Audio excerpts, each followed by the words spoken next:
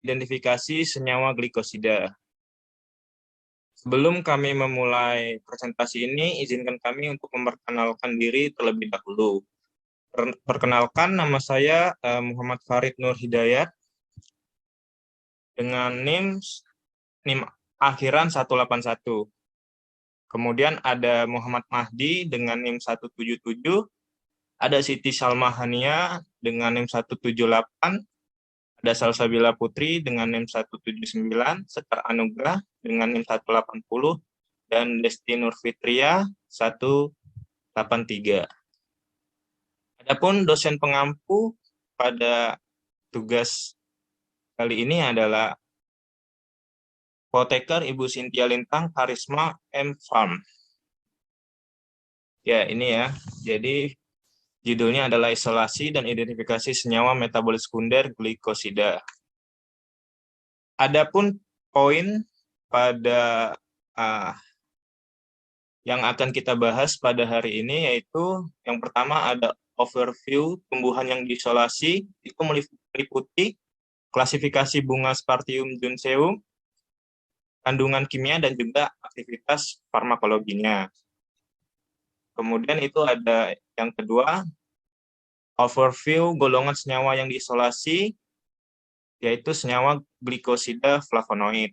Kemudian poin ketiga itu ada struktur dasar senyawa, yaitu struktur senyawa flavonoid.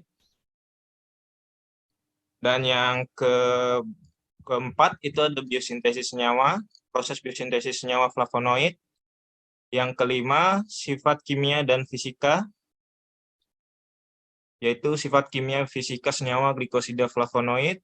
Kemudian ada cara isolasinya, metode yang dilakukan peneliti dan hasil penelitian, dan yang terakhir ada cara identifikasi. Baiklah, pada poin pertama akan dijelaskan oleh teman saya, Siti Salma Hania. Kepada Salma, waktu dan tempat dipersilahkan. Oke, pada poin yang pertama, overview tumbuhan yang diisolasi. Klasifikasi bunga Spartium junceum. Nama Indonesianya adalah bunga Katirtinagi atau kuku keledai atau juga sapu Spanyol. Kemudian nama ilmiahnya adalah Spartium junceum L dan familinya adalah Fabaceae. Kandungan kimianya yang terdapat pada bunga Spartium junceum yaitu adalah spartiti trioside. Dalam penelitian sebelumnya disebutkan bahwa kandungan trioside pada bunga Spartium junceum. Next. Kemudian yang poin C, aktivitas farmakologinya. Yang pertama ada antiinflamasi. Dikenal pengobatan tukak lambung dalam pengobatan tradisional Turki, kemungkinan aktivitas seperti superoksida, dismutase dari ekstrak, fraksi dan konstituen yang diperoleh melalui fraksinasi yang dipandu aktivitas dipelajari dengan menggunakan spektrofotometri, resonansi spin elektro in vitro untuk menjelaskan peran prinsip antioksidan dalam aktivitas antiuserogenik yang kuat dari ekstrak.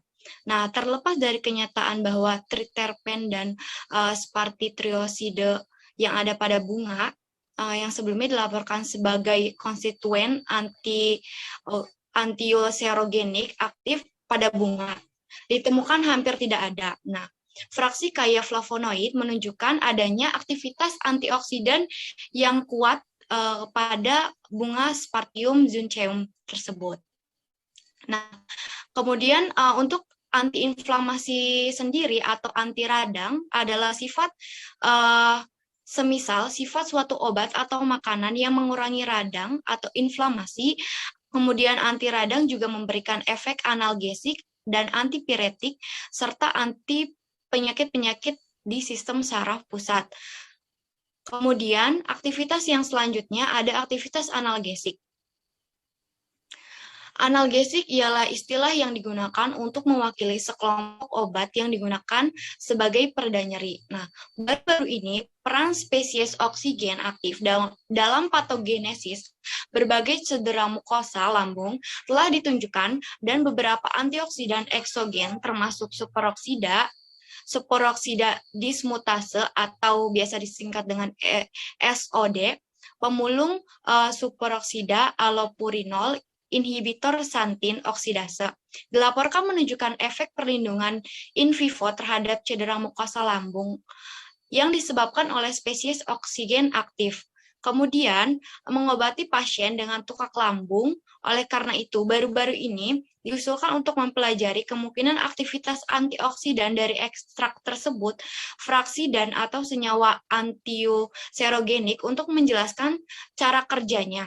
Dalam penelitian ini, kemampuan scavenging radikal hidroksil dari ekstrak, fraksi dan konstituen yang diperoleh melalui fraksinasi yang dipandu oleh aktivitas dipelajari dengan menggunakan teknik spektrometri resonansi spin elektron atau ISR in vitro untuk menjelaskan peran prinsip-prinsip antioksidan dalam senyawa poten. Next.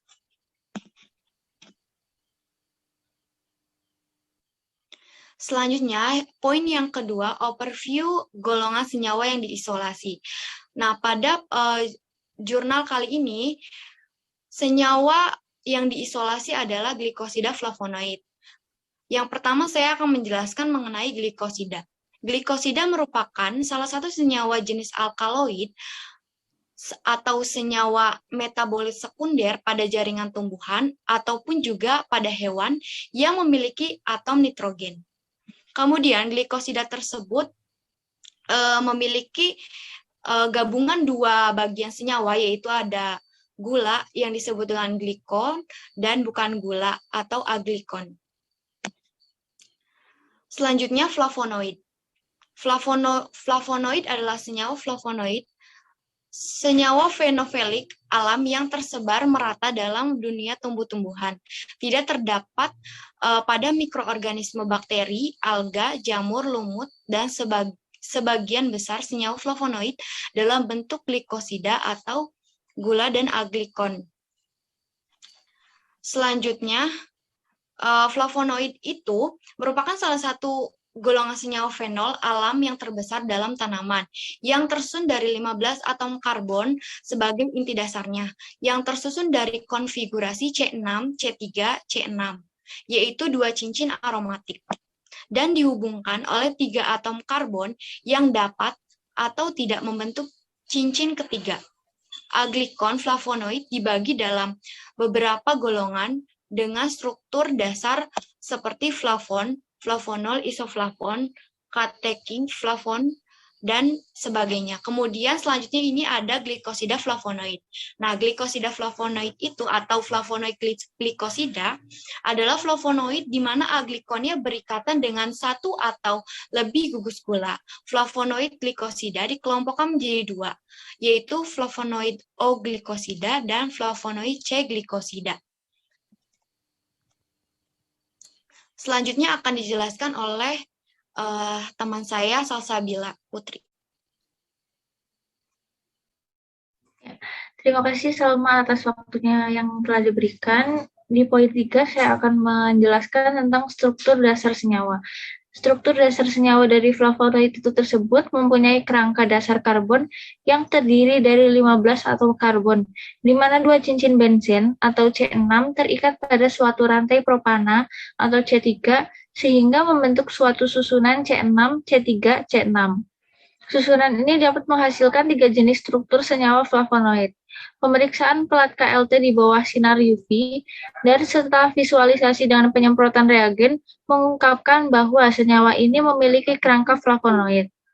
Struktur flavonoid terisolasi dijelaskan tanggal dengan menggunakan 1-HNMR atau 400 MHz dengan TMS sebagai standar internasional dan spektroskopi CNMR yaitu 100,2 MHz serta teknik 2D-NMR yaitu COZY dan HMBC.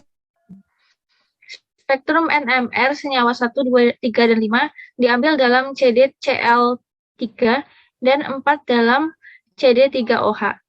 Melalui interpretasi spektrum senyawa ini ditemukan identik dengan senyawa yang diketahui yaitu yang pertama isoquercetin atau quercetin 3-B glukosida, yang kedua luteolin 4% dari B-glukosida dan 3 quercetin. Yang ketiga, 4% dari diglukosida. Yang keempat, azaleatin 3B glukosida atau quercetin 5 metiler 3B glukosida. Dan yang terakhir, spiraesosid quercetin 4% B glukosida. Next.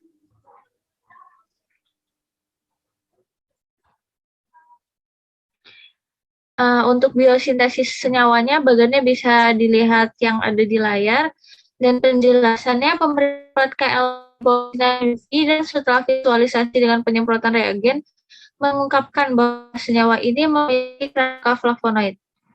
Struktur flavonoid terisolasi dijelaskan tanggal dengan menggunakan 1 HNMR atau 400 MHz, seperti yang bisa dilihat di layar, dengan TMS sebagai standar internasional dan spektroskopi CNMR 100,2 MHz. Lalu, teknik 2D-NMR, yaitu COZY dan HMBC, spektrum NMR-nya CD3OH. Next.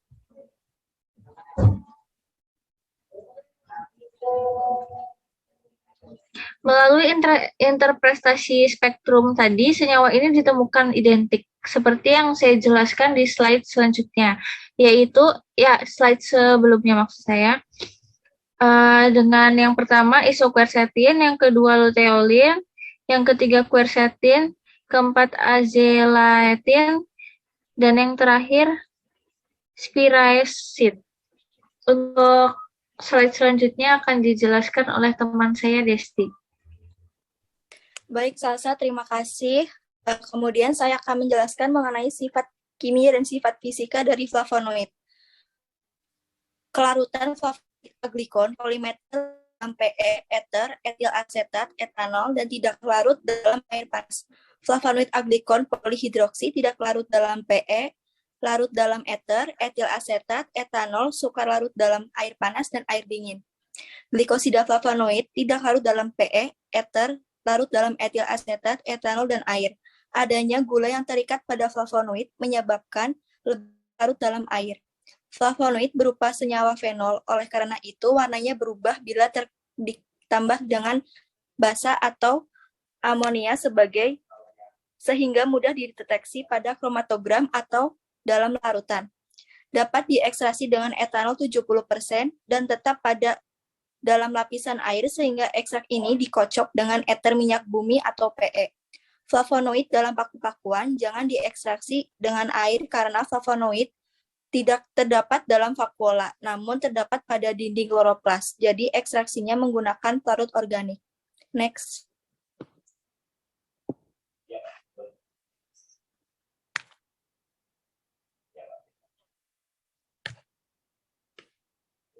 Glikosida secara umum didefinisikan sebagai produk kondensasi atau hidrolisis dari gula atau karbohidrat. Glikosida merupakan ikatan antara gula, glikon, dan aglikon. Glikosida adalah glikosida yang memiliki glukosa sebagai komponen gula tunggal, yaitu pentosid menghasilkan gula arabinosa, rhamnosid menghasilkan metil rhamnosa pentosa, dan rhammucosid menghasilkan rhamnosa dan glukosa. Gula yang ada di glukosida dapat berupa monosakarida, contohnya rhamnosa, glukosa dengan fukosa atau deoksigula, contohnya digetoxe atau kimarose, sehingga yang ada pada glikosida jantung. Aglikon dari glikosida terdiri dari banyak jenis senyawa kimiawi. Senyawa-senyawa tersebut meliputi senyawa-senyawa alkoholik dan fenolik, isotiosionat, nitrosiagenetik, turunan antrasen, flavonoid, saponin, steroid, atau yang lainnya. Istilah yang digunakan untuk aglikon umumnya cukup jelas, contohnya glikosida fenol atau glikosida antraquinone. Beberapa nama merujuk pada sifat kimia dari aglikon, seperti saponin yang dapat membentuk busa, sianogenetik memproduksi asam hidrosianat, dan kardiak yang memiliki aksi pada jantung. Glikosida tanaman yang saat ini banyak digunakan secara medisinal adalah mempunyai aglikon steroid, flavonoid, atau antarsen. Hal tersebut tidak berarti bahwa glikosida lain tidak penting, hanya yang digunakan untuk pengobatan lebih sedikit. Selanjutnya akan dijelaskan oleh teman saya. Baik, selanjutnya adalah terkait prosedur isolasi berdasarkan jurnal yang kami telaah. Nah, yang pertama kali yaitu mengekstraksi bunga kering dengan MeOH dan H2O. Nah, setelah itu fraksinasi ekstrak itu diekstraksi dengan pelarut-pelarut yang dilakukan seperti yang dijelaskan oleh teman saya tadi, yaitu salsa. Nah, selanjutnya ekstrak BuOH kemudian diaplikasikan pada kolom dianoha HP20 dan dielusi dengan H2O dan MeOH masing-masing. Setelah itu, LUN MeOH digabungkan dan dimasukkan ke kolom MTLC pada silika gel dan menggunakan CHC13 MeOH H2O dengan perbandingan 10:3 banding 0,3 dan 9:3 banding 0,5 dan 7:4,2 dan banding 1. Nah, sistem pelarut berturut-turut LUN dikelompokkan menurut kontrol KLT dalam sistem pelarut -A dan -B. Sedangkan fraksinasi 53-62 dan 63-71 memiliki konstituen yang serupa dan menunjukkan aktivitas yang sangat dekat jika digabungkan lebih lanjut dan dikromatografi pada kolom SPADEC LH20 menggunakan MeOH sebagai LUN-nya. Nah, selanjutnya adalah fraksinasi gabungan 7-12 yang dielusi dari kolom SPADEC dikromatografi ulang pada kolom MTLC yang diisi dengan silika gel dan dielusi dengan CHC13. Mungkin bisa di next. Nah, selanjutnya adalah fraksinasi 600 sampai 660 dan 661 sampai 795 yang menunjukkan aktivitas tertinggi dan komposisi serupa digabungkan dengan diterapkannya pada sistem HPLC, baik pada mode normal maupun mode daur ulang. Nah, selanjutnya LUN kemudian dikelompokkan menjadi 7 berdasarkan perilaku kromatografi pada KLT. Setiap kelompoknya diuapkan sampai kering di bawah tekanan dikurangi untuk menghasilkan fraksinasi 1 memberi 50 mg, fraksi 2 memberikan 24 mg campuran, dan fraksi nasi 3 memberikan 8,5 mg, fraksi 6 memberikan 3 mg, dan fraksi 7 memberikan 4 mg. Nah, fraksi 2 dikromatografi ulang menggunakan sistem HPLC preparatif yang sama dalam mode daur ulang dan memberikan 14 mg. Nah, perlu teman-teman ketahui, isolasi pada jurnal ini menggunakan metode kromatografi atau KLT, di mana kromatografi merupakan prosedur pemisahan zat ke larut oleh suatu proses migrasi diferensial dinamis dalam sistem yang terdiri dari 2 fase atau lebih. Salah satu di antaranya bergerak secara berkesinambungan dalam arah tertentu, atau di dalamnya zat-zat tersebut menunjukkan perbedaan mobilitas disebabkan adanya perbedaan absorpsi. Mungkin bisa di next. Nah, ini hasil dari isolasi flavonoid, di mana di sini memperoleh 5 glukosida flavonoid. Mungkin teman-teman bisa dilihat flavonoid 1, flavonoid 2 sampai 5. Mungkin penjelasan selanjutnya akan dijelaskan oleh teman saya.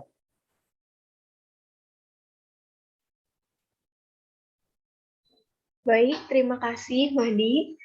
Selanjutnya di sini saya akan menjelaskan tentang identifikasi yang sesuai dengan jurnal. Dalam penelitian kali ini, kemampuan scavenging radikal hidroksil dari ekstrak fraksi dan konstituen yang diperoleh melalui vaksinasi yang dipandu aktivitas dan dipelajari dengan menggunakan teknik spektrometri resonansi spin elektron atau ESR secara in vitro untuk menjelaskan peran dan prinsip-prinsip antioksidan dalam senyawa poten dan aktivitasnya itu melalui anti-ulcerogenik tanaman. Dan pada gambar yang pertama ini adalah metode perangkap spin resonansi spin elektron. Jadi pada spektrum ESR itu direkam di dalam tabung ESR yang berdiameter 4 mm pada suhu kamar dengan spektroskop, lalu beroperasi pada pita X, dan pengukurannya dilakukan dalam kondisi dengan nilai RF itu 8 mV, frekuensi modulasinya itu 100 km/Hz, dan amplitudo modulasinya itu 1,6 dikali 10⁻3. Selanjutnya, pada radikal anion superoksida yang dihasilkan oleh sistem hipoksantin, santin oksidase, ditangkap oleh DMPO dan pengaruh sampel uji. Jika dibandingkan dengan SOD atau standar pada gambar 1 dan gambar 2, untuk pengukuran sebenarnya itu hipoksantin 2,0 nm dan santin oksidase itu 2, lalu ada 50 detapak, lalu ada 10 mili DMPO dan 20 mili akan sampel. Jadi pada gambar yang pertama itu adalah plot regresi linier, yang A itu rasio tinggi puncak banding konsentrasi SOD, sedangkan yang B itu aktivitas antioksidan SOD dibandingkan dengan konsentrasi SOD setiap titik yang menunjukkan nilai rata-rata dari 3 pengukuran. Next. Baik, selanjutnya pada gambar ini menjelaskan bahwa spektrum ESR diperoleh dengan yang pertama itu 10% DMSO dalam H2O sebagai kontrol, yang kedua dengan flavonoid, selanjutnya dalam pengenceran 10 kali, dan yang ketiga dengan flavonoid dalam pengenceran 100 kali, dan aktivitas seperti SOD dihitung dengan membagi rasio kontrol sinyal ke noise B/A dengan sampel uji D/C dan pengurangan 1. Mungkin cukup sekian dari saya.